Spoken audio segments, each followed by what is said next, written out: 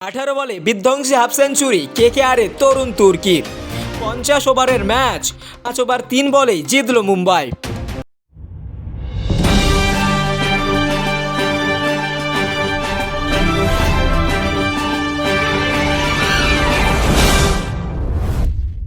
গত আইপিএল মরশুমে কেকেআরের জার্সিতে আবির্ভাবে নজর কাড়েন অঙ্কুশ রঘুবংশী।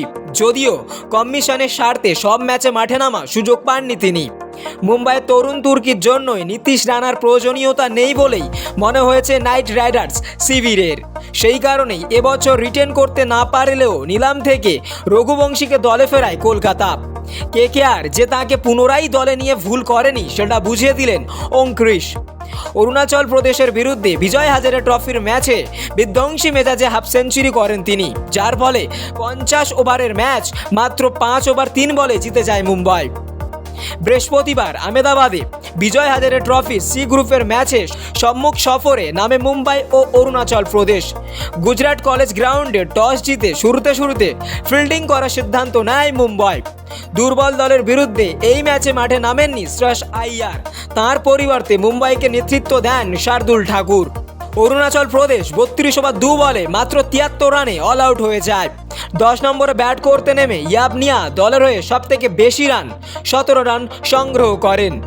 10 বলের ইনিংসে তিনি 4টি 4 মারেন। এছাড়া 48 বলে 13 রান করেন ওপেনার তেচি দরিয়া, তিনি একটি 4 মারেন।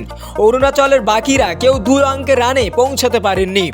মুম্বাই 11 রান উপহার দেয় অতিরিক্ত হিসেবে।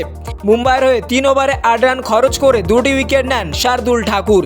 5 ওভারে 17 রান খরচ করে 2টি উইকেট সংগ্রহ করেন অর্থব আঙ্কোলেকর। রয়স্টন ডায়াস ও সূর্যাংশু সেচ একটি করে উইকেট পকেটে পড়েন।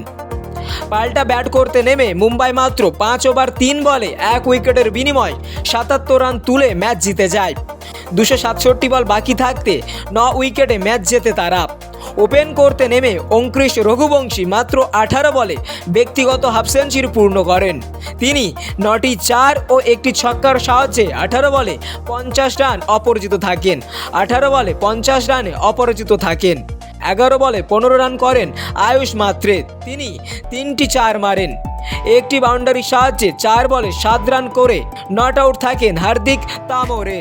অভিনব সিং 1 ওভারে 10 রান খরচ করে অরুণাচলের হয়ে একমাত্র উইকেটটি দখল করেন।